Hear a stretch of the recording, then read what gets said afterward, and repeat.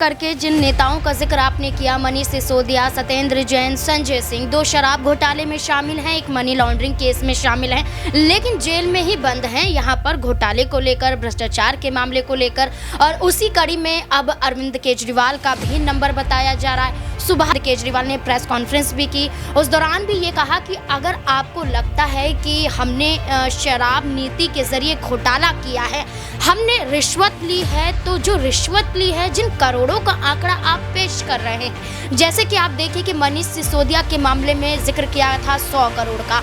उसके बाद देखा जाता है कि जब मामला सुप्रीम कोर्ट से निकलता है तो इसकी रकम बढ़ जाती है, 338 करोड़ हो जाती है। वहीं संजय सिंह के मामले में 82 लाख रुपए थे, वो यहाँ पर 2 करोड़ हो जाते हैं। तो यहाँ पर अरविंद केजरीवाल ने कहा कि अगर यहाँ पर करोड़ों के घोटाले हुए हैं तो वो करोड़ों की रकम होनी भी तो चाहिए। आप वो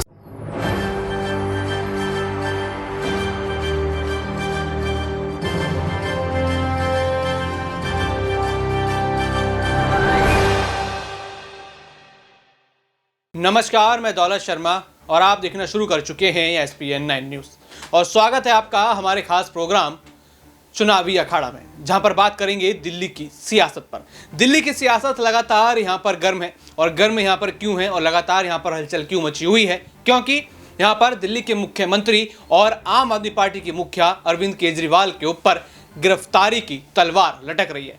ये गिरफ्तारी की तलवार आखिर क्यों लटक रही है? जो ये तलवार है, ये शराब नीति घोटाले की वजह से लटकी हुई है, और इसी शराब नीति मामले के चलते यहाँ पर कई नेता उनके जेल काट चुके हैं और कई नेता जेल काट रहे हैं। सत्येंद्र जैन हो, मनीष सिसोदिया हो, चाहे यहाँ पर संजय सिंह हो, दोनों ही नेताओं को यहाँ पर बड़ी सजा भुगतनी पड़ी इस आबाकारी नीति के तहत।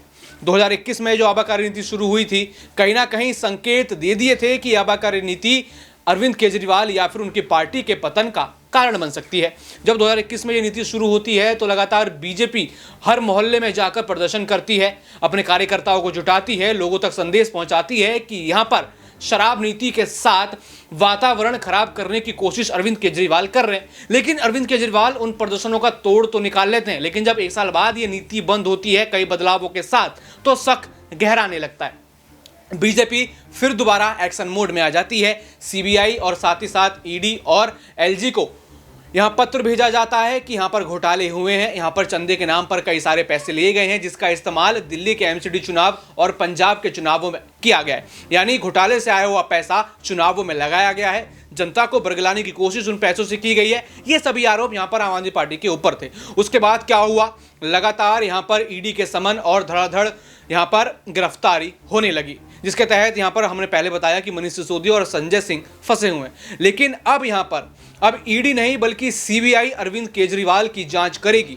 ईडी सूत्रों के मुताबिक, तो आपको बता दें, यहाँ पर एक ईडी अधिकारी ने बयान दिया है कि यहाँ पर ईडी उनको समन 3 भेज चुकी है, अरविंद केजरीवाल नहीं आए हैं। हालांकि अभी थोड़ा और रुकना होगा, उनके घर पर रेड नहीं होगी, लेकिन सीबीआई को यहाँ पर जो है पूरे कागजात सौंपे जा सकते हैं, पूरा केस यहाँ पर सौंपा जा सकता है, और उसके बाद यहाँ पर अरविंद केजरीवाल की गिरफ्तारी के कागजों पर मोहर लग सकती है। लेकिन अब सियासत यहाँ पर तेज हो गई है। आम आदमी पार्टी के मंत्री, आम आदमी पार्टी के नेता लगातार ये कह रहे हैं कि सिर्फ और सिर्फ अरविंद केजरीवाल को यहाँ पर फंसाने की कोशिश की जा रही है।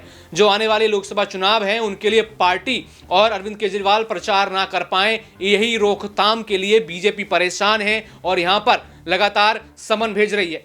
और गोपाल राय का तो यहाँ तक कहना है कि ईडी को जवाब केजरीवाल ने नहीं दिया, इससे तकलीफ ईडी को होनी चाहिए, लेकिन तकलीफ इससे भारतीय जनता पार्टी को है। तो इससे यह साबित हो जाता है कि जो ये समन है ये ईडी मुख्यालय से नहीं बल्कि बीजेपी मुख्यालय से आया। यानी फिर दोबारा बीजेपी के ऊपर आरोप लगाए गए कि बीजेपी आम आदमी पार्टी के खिलाफ कोई साजिश रच रही है।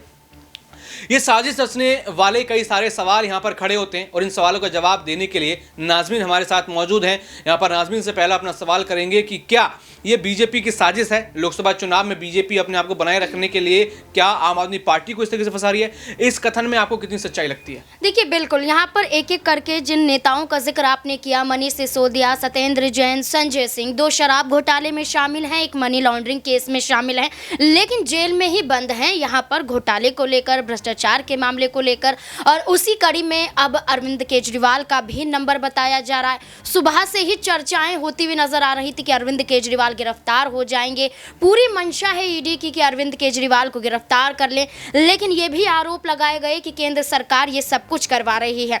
अभी हाल ही में अभी आपको बता दें कि अरविंद केजरीवाल ने प्रेस कॉन्फ्रेंस भी की। उस दौरान भी ये कहा कि अगर आपको लगता है कि हमने शराब नीति के जरिए घोटाला किया है, हमने रिश्वत ली है, तो जो रिश्वत ली है, जिन करोड़ों का आंकड़ा आप पेश कर रहे हैं, जैसे कि आप देखिए कि मनीष सिसोदिया के मामले में जिक्र किया था 100 करोड़ का। उसके बाद देखा जाता है कि जब मामला सुप्रीम कोर्ट से निकलता है तो इसकी रकम बढ़ जाती है, 338 करोड़ हो जाती है।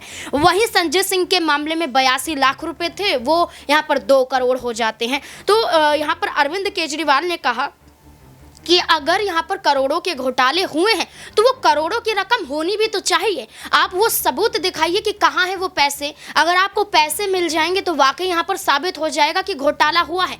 लेकिन जब कोई सबूत नहीं मिल रहे, लंबा समय बीता जा रहा है और आप बार बार ये दावा कर रहे हैं कि घोटाला हुआ, तो किस बिना पर आप ये कह रहे हैं कि घोटाला हुआ है? तो ये आरोप अरविंद केजरीवाल ने न सिर्फ ईडी अधिकारियों पर लगाया है, अरविंद केजरीवाल ने ये आरोप तमाम उन भारतीय जनता पार्टी के प्रवक्ता नेताओं पर लगाया है जो कहीं ना कहीं मीडिया के सामने आकर ये कह रहे हैं कि अरविंद केजरीवाल सिर्फ ईमानदारी का ढिंढोरा पीटते हुए नजर आते हैं। अरविंद केजरीवाल ईमानदार नहीं है। यानी कि भारतीय जनता पार्टी की मंशा साफ तौर पर नजर आ रही है कि दिल्ली में कैसे वो चुनाव जीत सके, इसलिए आम आदमी पार्टी के अस्तित्व को कहीं ना कहीं मिटाना पड़ेगा और उसी कड़ी में भारतीय जनता पार्टी काम कर रही है। लेकिन अरविंद केजरीवाल भी झुकने का नाम नहीं ले रहे, लगातार मुंह तोड़ जवाब देते हुए वो ईडी अधिकारियों को और भारतीय जनता पार्टी को नजर आ रहे हैं।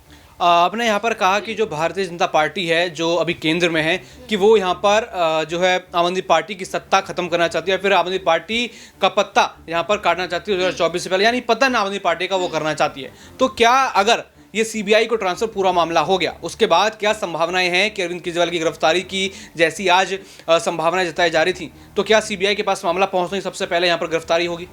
देखिए, मामला सीबीआई की बात करें तो शराब घोटाले मामले में सीबीआई के पास भी ये केस है। मनीष सिसोदिया के मामले में सीबीआई ने जांच की थी। सबसे पहले मनीष सिसोदिया के मामले में सीबीआई ने जांच की और पूछताछ की और छानबीन की और उसके बाद सीबीआई के तहत गिरफ्तारी हो जाती है। संजय सिंह के मामले में देखें तो ईडी अधिकारी पहले आए और उसके बाद सीबीआई आई।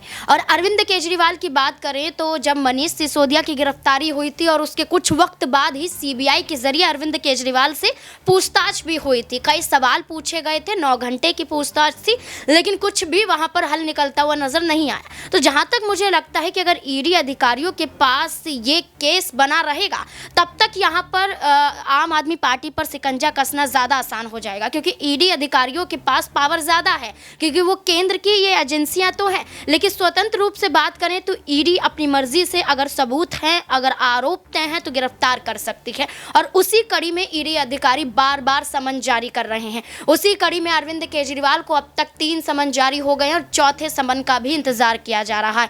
लेकिन अगर फिर से इसमें सीबीआई की एंट्री हो जाती है अरविंद केजरीवाल से पूछताछ के मामले में, तो दोनों ही सरकारी एजेंसियां मिलकर ये कोशिश तो जरूर करेंगी कि अरविंद केजरीवाल की गिरफ्तारी हो जाए। देखिए, बड़ी समस्या यहाँ पर आम आदमी पार्टी के ऊपर आ चुकी है। ईडी सीबीआई लगातार उनके कई नेताओं के पीछे है, अब अरविंद केजरीवाल के पीछे, और ऐसा माना जा रहा है कि अरविंद केजरीवाल गिरफ्तार हुए तो समझ लीजिए पार्टी का पतन। अगर अरविंद केजरीवाल को इससे बचना है या फिर अपना जवाब देना है बिना गिरफ्तारी के, तो क्या ऐसे हल हो सकते हैं कि यहाँ पर अरविंद केजरीवाल इस पूरे मामले से बच जाएं, या फिर ये ईडी सीबीआई अपना रुख जो है कहीं और मोड़ ले? देखिए, अरविंद केजरीवाल के पास रास्ता नजर आता है कि आप कोर्ट भी जा सकते हैं। आप देखिए, झारखंड के मुख्यमंत्री की बात करें हेमंत सोरेन की, अगर उनको 7 बार नोटिस जारी किया गया और हेमंत सोरेन ये कह रहे हैं कि हम कार्यवाही में सहयोग दे रहे हैं, लेकिन उसके बावजूद यहाँ पर बार बार समन भेजा जा रहा है, बार बार आरोप लगाए जाने, तो उन्हें सीधे तौर पर कोर्ट का रुख कर लिया और अभी भी कोर्ट में लड़ाई लड़ रहे हैं। तो यहाँ पर अरविंद केजरीवाल की बात करें तो वो कोर्ट में जा सकते हैं, याचिका ईडी अधिकारियों के खिलाफ दर्ज करवा सकते हैं। और जिस तरीके से अरविंद केजरीवाल लिखित में सवाल पूछते हैं कि सवालों की लिस्ट दीजिए कि आपके सवाल क्या है, अगर अरविंद केजरीवाल ईडी दफ्तर पहुंच जाते हैं तो वहां पर भी आसानी से वो बच सकते हैं, अगर उन्होंने कुछ नहीं किया है तो। क्योंकि अगर सवालों की लिस्ट आप मांग रहे हैं तो आप वहां जाकर भी तो सवालों के जवाब दे सकते हैं। बस वो इसलिए नहीं जा रहे कि एक बार पूछताछ में गए तो गिरफ्तारी यहाँ पर तय मानी जाएगी। तो यही वजह यहाँ पर नजर आती है। बिल्कुल, यहाँ पर जो है गिरफ्तारी तय मानी जाएगी, इसी वजह से अरविंद केजरीवाल ईडी के दफ्तर जाने से बच रहे हैं और यही डर कहीं ना कहीं उनके नेताओं को सता रहा है। तो देखना होगा कि अब यहाँ पर तीसरे समन के बाद क्या होता है। सीबीआई के पास जब ये केस अरविंद केजरीवाल के नाम से जाएगा तो सीबीआई यहाँ पर क्या एक्शन लेती हुई नजर आती है। बाकी और भी ऐसी खबरें जानने के लिए देखते रहिए SPN9 न्यूज़। धन्यवाद।